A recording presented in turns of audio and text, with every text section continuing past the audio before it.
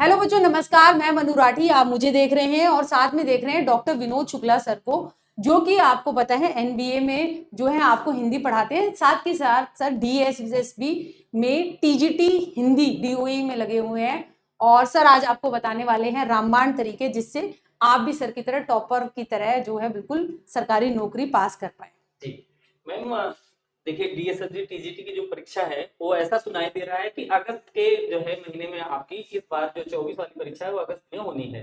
तो आप सभी साथी तैयार हो जाइए। अब यह देखिए एक एक चीजों पे बात करते हैं। 2024 में जो वैकेंसी आई है उसमें टोटल जो पोस्ट कोड है ये और टोटल जो फॉर्म की संख्या आरटीआई से हमें मिली है उसकी अलग अलग मैम कैटेगरी वाइज यहाँ थोड़ा सा आगे चलते हैं। सर ये हम देख सकते हैं, जैसे टीजीटी हिंदी मेल की 75 वैकेंसी थी, टीजीटी हिंदी फीमेल की है 110। तो यहाँ पे मैं बताना चाहूंगी कि सर जैसे यहाँ पे दिल्ली में ये होता है, टीजीटी हिंदी मेल की अलग वैकेंसी निकलती है जिसमें मेल ही आवेदन करते हैं, फीमेल की अलग निकलती है जिसमें फीमेल आवेदन करती है। अलग पेपर होता है, अलग से कट ऑफ जो है उनकी निकलती है। तो यहाँ पर ये 807/24 इसकी परीक्षा लंबित है, जो कि कह रहे हैं जैसे सर ने आपको बताया कि जल्द ही अगले हफ्ते आपको दिख सकता है कि अगस्त एंड में या सितंबर फर्स्ट वीक में परीक्षा हो जाएगी। अब मैम ये देखिए यूआर ईडब्ल्यूएस इनको मैंने कैटेगराइज करके हमने अलग अलग लिखा है। यूआर के पोस्ट है 140, फॉर्म की संख्या है 14,132। सर ये कैसे पता चला आपको? ये आरटीआई से ना, आरटीआई ने अभी ये डेटा दिया हुआ है कि कितने पोस्ट कौन से वर्ग में कितने फॉर्म पड़े हुए हैं। तो सर इससे हम ये असेस कर पाएंगे कि कितना कंपटीशन है जी, कि कितने एक पोस्ट पे कितने बच्चे एग्जाम देने जा रहे हैं। ये आप देखिए, और इसको हमने निकाल के भी दिया है कि यूआर में एक पोस्ट पे बच्चे होंगे 101, जो अभी परीक्षा होगी, जो परीक्षा होने जा रही है। ईडब्ल्यूएस में एक पोस्ट पे देंगे 143 बच्चे। ओबीसी की देखिए मैम 412 बच्चे, मतलब 9 वैकेंसी थी जिसमें 3,713 फॉर्म पड़े हैं। ओबीसी दिल्ली का ही चलता है ना।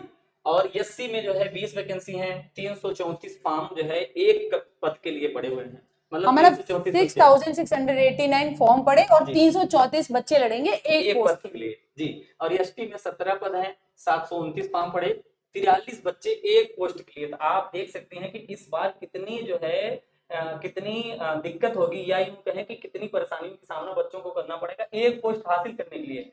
इसके पहले वाला डिटेल दें जिसमें मेरा सिलेक्शन हुआ है। सर ने जनरल कैटेगरी से जो है अपना एग्जाम क्वालिफाई किया था। सर के अगर हम पोस्ट कोड की बात करें तो वो 34/21 था। टीजीटी हिंदी मेल और जनरल की 329 सीट थी सर के टाइम। टोटल सीट थी मैम उस बार 556। हाँ, आपकी तो सर जनरल में 329 में हुआ है। 556 पोस्ट में 329 में मेरा 100। लेकिन यह मैम मैं इसलिए टोटली पोस्ट बता रहा हूँ कि पिछली बार पोस्ट की संख्या और इस बार पोस्ट की संख्या में अंतर कितना है। इस बार 75 और पिछली बार 556। तो मैं इसकी बात कर रहा हूँ। तो अब तो और ज्यादा कंपटीशन है फिर। तो सर कंपटीशन का स्तर क्या है उसके लिए बता रहे थे।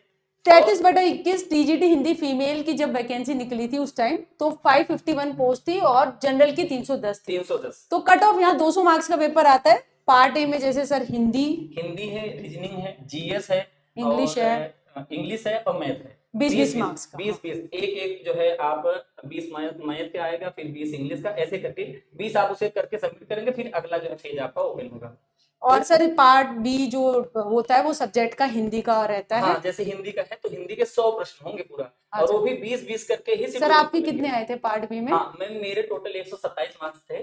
जबकि फर्स्ट पेपर में मेरे 45 के आसपास ही थे। और 82 मार्क्स मेरे हिंदी में थे। अच्छा, मतलब पार्ट बी में सर ने बहुत अच्छा स्कोर किया। तो अपने सब्जेक्ट में अगर आप स्पेशलिस्ट हैं तो उसका फायदा आपको बहुत मिलता है। सर लेवल कहाँ तक छूता है पीजीटी का, या फिर अगर हम बात करें एमफिल तक चला जाता है क्वेश्चंस का? पीजीटी का तो जो लेवल है मैम ना वो ठीक ठाक है। आप ये भी नहीं कह सकते कि खराब है या बहुत अच्छा नहीं है। और मैं उसके लिए बनाया हूँ अभी इसी में। अच्छा, पहले सर हम कट ऑफ देख लेते हैं। टीजीटी हिंदी फीमेल की उस टाइम जो कट ऑफ थी तो वो 129 पे जो है यूआर पे सिलेक्शन हो रहा था। ठीक है। और जो सर वाले में था उसमें अगर हम बात करें मेल की कम कर गई थी। तो मतलब महिलाएं जो है वो ज्यादा जोर मार रही हैं शिक्षण फील्ड में। तो पुरुषों की 115.85 गई थी। और देखिए यहाँ पे ये रहता है जैसे कि महिला है तो वो महिला पदों में आवेदन करेगी। यूपी में तो क्या होता है महिला वाली पोस्ट और मेल वाली पोस्ट पे भी आवेदन कर देती है। यहाँ पे ऐसा नहीं है, यहाँ महिलाओं में आवेदन करती है, पुरुष में। 115 कटाफ गई थी मैम, फिर भी मेरे मार्क्स 127 आए थे उस बार। अच्छा सर, और ये सर की सैलरी स्लिप है, ये आप देख सकते हैं। ये इस समय की है जो पूरा डिडक्शन के बाद हमें मिल मिलती रहा है है 85,552, और ग्रॉस पे 93,640। और ये है ज्वाइनिंग के समय जो पहले ज्वाइनिंग के महीने समय में मिले पहले महीने सर को 72,147 मिले थे। सर आपका ज्वाइनिंग कौन से महीने की है? ज्वाइनिंग मैम जैसे दिसंबर में हो गई थी मेरी, लेकिन पहली अच्छा, जनवरी 2023 को आपको जनवरी में पहली 2023 की सैलरी सर मतलब ताजे ताजे टीजीटी में रिक्रूट हुए हैं। ये आप देख सकते हैं सर के अपॉइंटमेंट लेटर है ये। आप देख सकते हैं मेडिकल का लेटर है। ठीक है, यहाँ यहाँ पर अब सर आप बच्चों से मैं चाहूंगी कि ये तो सारा कंपटीशन कट ऑफ ये सारा हुआ, अब एक टॉपर वाली रामबाण स्ट्रेटेजी सर कुछ ऐसा बता दीजिए कि बच्चे जो है पेपर पास करते जी। अब मैंने देखिए ये मैं बना के लाया हूँ, यह व्याकरण की ना व्याकरण का पूरा क्लास है। अब इसके लिए आप क्या कर सकते हैं, आप इसे देख सकते हैं एक एक टॉपिक को, यहाँ वर्ण विचार शब्द विचार से लेकर सारे विषय वस्तु को मैंने सर एक बार बता दें तो बढ़िया है। अब मैं वर्ण विचार शब्द विचार में क्या है, तद्भव तत्सम देशज विदेशज ये सारे जो है शब्द पूछे जाते हैं। संज्ञा है, फिर उसके बाद सर्वनाम क्रिया विशेषण।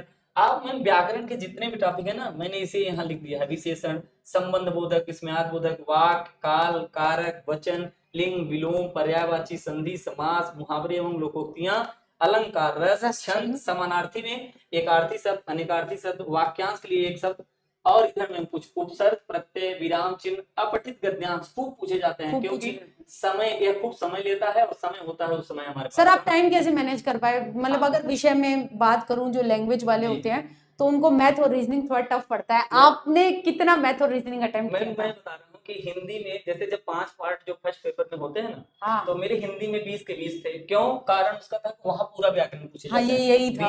20 प्रश्न वहां मेरे ठीक ठाक थे, और रीजनिंग में मेरे थे 11 प्रश्न थे। अच्छा। मैथ और इंग्लिश की बात करूं तो एक में 4 और एक में तो बताने लायक स्कोर नहीं था, तो उसे इंग्लिश वाला बताऊंगा नहीं मैं।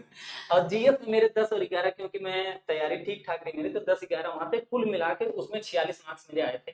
40 पे उस समय जो है बाउंडेशन था कि 40% मार्क्स आने चाहिए उस टाइम पार्ट फर्स्ट पेपर में। अब सेकंड पेपर में मैम इसलिए मैं व्याकरण को यहाँ लिख दिया हूँ इन सारे टॉपिक को कि उसके सेकंड पेपर में 47 प्रश्न आए हैं व्याकरण से केवल। तो मतलब व्याकरण अगर हम बात करें बच्चे पार्ट बी के अंदर जो है वो ज्यादातर लिटरेचर के ऊपर लग जाते हैं। लिटरेचर आता है उसको, you can not deny that, मगर व्याकरण भी आप देखिए सर बता रहे हैं 47 क्वेश्चन आए, तो आपका इनका भी इन डेप्थ नॉलेज जरूरी है। जी, मैं भी यही 47 थोड़ी हुए जो फर्स्ट पेपर में 20 आ रहे हैं। अच्छा, दोनों मिला के कितने हो गए? 67। अब मेरे 127 मार्क्स आए मान लीजिए, अब मैं इन 67 में से अगर मान लीजिए 60 नंबर भी पाता हूँ, तो मुझे तो फिर तो कितने लाने हुए मेरे लिए, फिर मात्र 67 नंबर और लाने हैं। और मेरे बहुत सारे जो है प्रश्न बचे हैं, 133 प्रश्न बचे हुए हैं, उसमें 60 लाने हैं। यहाँ मैं बहुत अच्छा स्कोर कर गया। सर एक और बात बताइए कि हिंदी साहित्य याद कैसे किया जाए? मैं हिंदी साहित्य के लिए एक बात है ना कि आप उसे टॉपिक वाइज पढ़िए। ऐसा नहीं कि आप एक तरफ से जैसे राम कथा की तरह पढ़ते जा रहे हैं, एक एक करके आप उसे टॉपिक वाइज टॉपिक पढ़िए। और वह आप देखिए हमने पढ़ाया है, कराया भी। अच्छा, एक एक टॉपिक सर ने देखिए आपको मैं बताऊं, मैं आपको दिखाती हूँ कि भाई ऐसे है, ये है हमारी नोटबुक एकेडमी एप्लीकेशन, जहाँ पे DSSB TGT का बैच, PGT हिंदी का बैच है, जो कि आपको मात्र 500 रुपए का है।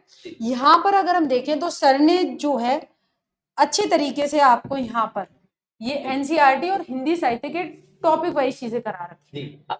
एक एक एनसीईआरटी ना एक भाग और एक 2-2 ढाई घंटे की क्लास। सर एनसीईआरटी से क्वेश्चन थे? हाँ, एनसीईआरटी से मैं लगभग जो है 10 से 12 क्वेश्चन एनसीईआरटी से आएंगे, वो भी किसमें? आपके लिटरेचर में। अच्छा, लिटरेचर में 10 से 12 क्वेश्चन वहां होंगे। अब लगभग 70 क्वेश्चन फर्स्ट पेपर में 20 और इसका जो है सेकंड पेपर में मिला लें तो लगभग 70 क्वेश्चन आपके होंगे व्याकरण से। तो एक बहुत बड़ा पार्ट आपका यही कवर हो जाता है इन सब में। उसके बाद नंबर आता है मैम हिंदी साहित्य का। अच्छा। हिंदी साहित्य से लगभग 40 से 50 प्रश्न हैं। लेकिन यदि आपको मान लीजिए यहाँ थोड़ी बहुत सब आपको दिक्कत हो रही है तो आप क्या करें, आप इसे टॉपिक में बांट लीजिए। जैसे देखिए अब एक एक टॉपिक आप देखेंगे तो एक एक टॉपिक इसलिए मतलब भक्ति काल, रीति काल, ये सारे काल में टॉपिक वाइज पढ़े, टॉपिक वाइज चरणबद्ध तरीके से, है ना सर? टॉपिक वाइज पढ़ने से क्या होता है कि आपका जो पूरा का पूरा जो है माइंड सेट होता है, एक तो उस टॉपिक पे होता है और उसकी विषय वस्तु पूरी आपकी क्लियर होती जाती है। सर मैं यहाँ पे कहना चाहूंगी कि जैसे आपने एक बहुत अच्छा सुझाव दिया कि मैम हमें नोटबुक एकेडमी में एक टेस्ट सीरीज लानी चाहिए। सर क्यों आपको टेस्ट सीरीज क्यों इम्पोर्टेंट लगी? अब मैं एक बात इस पे कहूँ छोटा सा, मैं इलाहाबाद हम लोग रहते थे। इलाहाबाद की सबसे बड़ी खूबसूरती क्या है जानते हैं कि वहाँ पढ़ाई के साथ साथ ना इतनी प्रैक्टिस करते हैं, वो दुनिया के ऐसा कोई पब्लिकेशन नहीं छोड़ते होंगे जिसकी प्रैक्टिस न करें। अच्छा, हम लोगों के पास वहाँ क्या था कि उस समय जब मैं तैयारी कर रहा था, ऑनलाइन का संसाधन भी सीमित था, इतना था नहीं, तो हम तो किताबें खोज के ज्यादा महंगा पढ़ते थे। अच्छा। अब ये सोचिए कि अब आपको 199 में 10 जो है टेस्ट सीरीज मिल गया, 149 में, हाँ। और हम 250 की किताब लाते थे, 10 प्रैक्टिस 250 सेट। की। अच्छा। हाँ, और और सर इसमें बेटर ये रहता है, मुझे लगता है इसमें टाइम दिखता रहता है। हाँ, टाइम मैन दिखता रहता है। साथ ही साथ है ना कि आप जब एक बार माइंड सेट क्लियर करके बैठते हैं पेपर देने के लिए इसका, तो आपको एक पेपर का अनुभूति कराता है।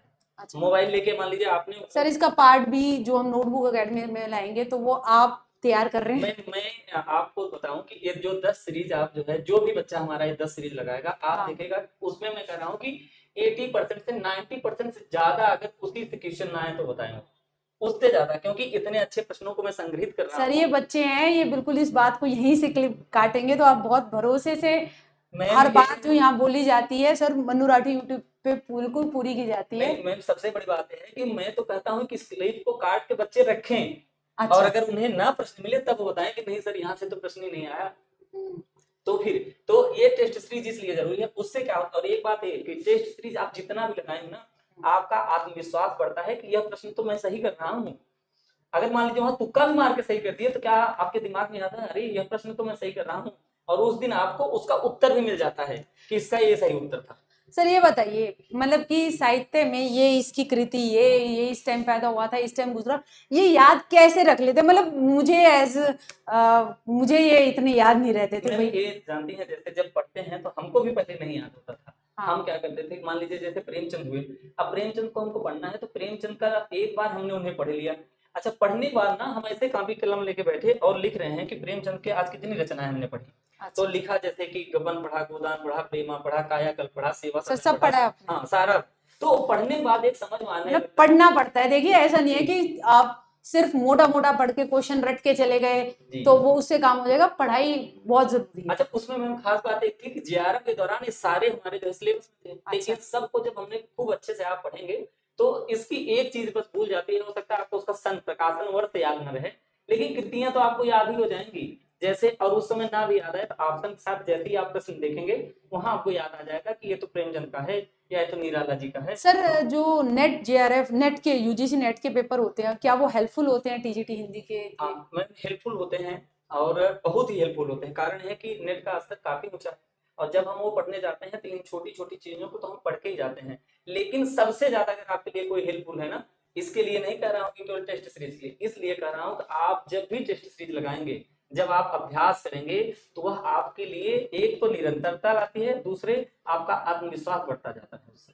सर गलतियां होती हैं जो, ठीक है, मान लीजिए कि मैंने कोई क्वेश्चन किया वो गलत हुआ, तो उसको कैसे, मतलब आपका स्कोर अगर जब आप टेस्ट कर रहे थे क्या वो हमेशा अच्छा आता था? डिमोटिवेशन बच्चे बहुत फील करते हैं। कई बार जैसे एक तो अपना अपना तरीका होता है। मेरा पढ़ने का क्या तरीका था कि जैसे जब मैं प्रश्नों को सॉल्व करता था, जहां जहां से प्रश्न गलत हुए ना, जैसे मान लीजिए किसी की कहानी से गलत हुए तो उसको नोट कर लेता था, और उसी दिन रात में या जब भी मुझे समय मिले तो उस विषय वस्तु को एक बार मैं फिर रिवीजन करता था। सर कितने घंटे पढ़ते थे आप? मैं ज्यादा पढ़ता वैसे तो नहीं था, लेकिन 5 सर इतना ज्यादा नहीं पढ़ते, बस ऐसे ही डॉक्टरेट की उपाधि इन्होंने ले ली है, मतलब इन्होंने पीएचडी पूरी की है।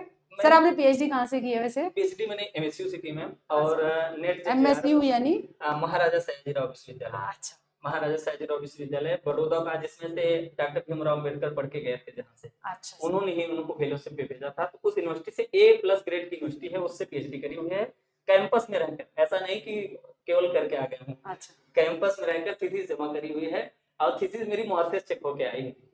चलो सर बहुत बढ़िया, बहुत बधाई। देखिए आप देख सकते हैं हमारे प्लेटफॉर्म पे इतने बिल्कुल शानदार और पूरे अच्छी तरीके से पढ़े हुए अब शिक्षक पढ़ाते हैं। सर खुद नेट जेआरएफ है, मैं भी नेट जेआरएफ हूँ, ठीक है। तो देखिए हम जो है सतही और रटन को कभी प्रोत्साहित नहीं करते, हम हमेशा एक बात पे ध्यान रखते हैं कि जब चीजें हम गहनता से पढ़ेंगे तभी हम अच्छी तरीके से अपने स्टूडेंट्स को पढ़ा पाएंगे सर, है ना? भले आपका तो अपना कॉन्सेप्ट क्लियर होना चाहिए, इसलिए मैं कह रहा हूँ मेरा अपना कॉन्सेप्ट क्लियर है। और एक चीज दूसरी बात है कि जो खुद कुछ करके आता है ना, वह ज्यादा अनुभव आपको बता सकता है। तो असफलताएं मैंने भी खूब देखी हैं और सफलता भी मैंने देखी है, तो मुझे इस चीज का ज्यादा अनुभव है कि इस समय क्या करना चाहिए। और उससे भी बड़ी बात यह है कि मेरे पास यह अनुभव है कि क्या नहीं करना चाहिए। क्या नहीं करना चाहिए? हाँ, क्या नहीं करना चाहिए मैम इस समय कि जैसे हमें लोगों के जो भ्रामक चीजें हैं ना उससे बचना चाहिए। भ्रामक चीजों का मतलब है ना, अरे हो जाएगा, अच्छा, अरे नहीं हो जाता, वो करना पड़ता है, मेहनत कर्म तो करना करना पड़ता है। पड़ता है। हाँ, मेहनत करना पड़ता है और आपको एक योजनाबद्ध तरीके से पढ़ना पड़ता है। केवल ये नहीं कि एक दिन, अच्छा एक दिन आपने 10 घंटे पढ़ाई की, एक दिन आपने 5 मिनट नहीं करा, नहीं, 5 घंटे कीजिए, 4 घंटे कीजिए, रेगुलरिटी में कीजिए, निरंतरता आपके पढ़ाई में है तो वह आपको सफलता के मार्ग पर अवश्य ले जाएगा। और सर इस दौरान अगर मैं आप कहूँ कि टीजीटी हिंदी की ये जो आपने परीक्षा दी, इसमें सर आपको पेपर अटेम्प्ट करते वक्त आपने पार्ट बी में कितना टाइम लगाया? हाँ, पार्ट में कारण ये था कि पार्ट बी ही तो हमारा ज्यादा अच्छा था, ठीक ठाक था। तो मैंने क्या किया कि हिंदी और रीजनिंग मेरी कुछ ठीक थी और जीएस, इन 3 को तो मैंने समय दिया फर्स्ट पार्ट में। लेकिन उसके बाद जैसे ही मैथ और इंग्लिश आया तो मैं फिर ठीक है कि स्किप करके ही गुजरना, क्योंकि वहां माइनस मार्किंग के चक्कर में ना जब नॉर्मलाइजेशन होता है तो जितने ज्यादा आप अटेंड करेंगे ना, वो नॉर्मलाइजेशन में भी उसका प्रभाव पड़ता है। तो जो आपको नहीं आता है उसे आप छोड़कर हट जाना ही ज्यादा उचित है। और सेकंड पेपर के लिए क्या है कि 20 प्रश्न का जो है आपको करके एक जो है खुलता है। 20 प्रश्न का एक विंडो खुलेगा, फिर 20 का एक खुलेगा। हाँ, मतलब उसमें हम दोबारा लौट के नहीं आ सकते, एक बार उसको हमने कर दिया, जैसा किया आगे बढ़ जाते। तो इसलिए उसमें आप समय का पहले ही आप अपने पेपर के लिए, मतलब कि अपने विषय के लिए पहले जो है समय संयोजन कर लें कि लगा लें कि 2 घंटे में 120 मिनट होंगे। एक पार्ट को करने में, 20 प्रश्न को करने में आपको कितना समय लेना है? 10 मिनट, 8 मिनट, जो आप निर्धारित कर लीजिए, फिर उससे आप ज्यादा मत लीजिए। जब मैं इसके पहले एक बार मैं असफल भी हुआ ही इसी दिल्ली में। अच्छा, हाँ, देखिए हर सफलता के पीछे कोई असफलता छुपी होती है सर की, वो छुपी हुई बात अब निकली है। 124 मार्क्स पे सिलेक्शन हुआ था, मैं आपको बताऊं 126 पे फाइनल कट ऑफ गई, 124 पे मैंने ई-डोजियर किया हुआ है, इसके पहले वाले में भी 2018 19-20 में जो वैकेंसी आई थी, 18 में आई थी, 19-20 में उसका सिलेक्शन हुआ था। तो मुझे यह पता था क्योंकि उस बार मेरे एक जो है ना, एक विंडो मेरा ओपन ही नहीं हो पाया, कारण एक समय नहीं मिला, मतलब 80 प्रश्न जाते जाते ही तो मेरा समय ही खत्म हो गया। मतलब कि आपने 20 क्वेश्चन तो अटेम्प्ट ही नहीं किया। अगर उस बार भी 20 अटेम्प्ट करने पाए तो होते मतलब 2-4 नंबर तो आराम उसी टाइम लग जाते। हाँ, आज 5 साल पहले जो है मैं दिल्ली सरकार में होता। हाँ सर की थोड़ी सैलरी स्लिप भी ज्यादा होती है, ठीक है। मगर ये देखिए सर, देखिए रुके नहीं, मेहनत का कोई शॉर्टकट नहीं होता। उस असफलता से भी सर ने सीखा कि टाइम मैनेजमेंट बहुत जरूरी है। सर कंप्यूटर पे पेपर देने में कोई दिक्कत आती है क्या? नहीं, कुछ नहीं दिक्कत आती, वहाँ रहते भी हैं, वो बताते भी रहते हैं, और इतना उसमें कुछ है भी नहीं, उसमें तो बस मार्क करना है, स्किप करना है, मार्क करना है, आगे जाना है, सेव करके नेक्स्ट करना है, तो उसमें इतनी तो उसमें टेस्ट सीरीज करेंगे चैनल पे तो उससे भी हेल्प मिलेगी, बहुत हेल्प मिलेगी। एक तो अब हम तो बता रहे हैं कि हम तो किताबों से करके आए थे। हाँ। और पहली बात, और आप तो अब इस समय मोबाइल पे ही टेस्ट सीरीज देनी है, तो आपको तो अनुभव होता जाएगा कि कैसे सेव करके नेक्स्ट करना है। हमको तो ये भी अनुभव नहीं था। सर देखिए, सर तो हमारे साथ ही हैं बच्चों, ठीक है, तो ये तो एक पहला सेशन है, ठीक है, आपको गाइडेंस करने के लिए। सर किसे आप और क्या प्रश्न पूछना चाहते हैं हिंदी टीजीटी के, तो वो इस वीडियो के कमेंट बॉक्स में लिखिएगा। एक सेशन आपके डाउट्स का, आपकी क्वेरीज का, और सर से आप और क्या सुझाव चाहते हैं उसको लेकर एक और वीडियो आपको मिलेगी मनु राठी यूट्यूब चैनल पे, मगर कमेंट जरूर कीजिएगा, ठीक है। देखिए मेहनत बोलती है और बिल्कुल हुकार करके हल्ला बोल की तरह बोलती है। सर ये बच्चों को मैं तो ऑल द बेस्ट बोलूंगी, ये आपके बच्चे हैं तो आप भी जरूर जो है। मैं तो अब हिंदी साहित्य का हूँ तो एक शेर के साथ आपकी जो है इस बात को समाप्त करूंगा कि हदे शहर से निकली तो गांव गांव चली, कुछ यादें मेरे संग पांव पांव चली, सफर धूप का हुआ तो तजुर्बा आया, वो जिंदगी ही क्या जो छाँव छाँव चली, वो जिंदगी ही क्या जो छाँव छाँव चली। तो छाँव छाँव नहीं चलना है, ठीक है, अब बस लग जाइए और जुड़ जाइए पढ़ाई के साथ। वीडियो अच्छी लगी हो तो जरूर कमेंट कीजिएगा, और भी हमारे टीजीटी आती हैं उनके साथ हम जरूर आपके साथ वीडियो बनाएंगे। आप लिखिएगा कौन से टीजीटी विषय में आप एक्सपर्ट जो है राय चाहते हैं, एक गाइडेंस चाहते हैं, और मनु राठी यूट्यूब चैनल को लाइक शेयर सब्सक्राइब कीजिएगा। थैंक यू, जय हिंद, जय भारत।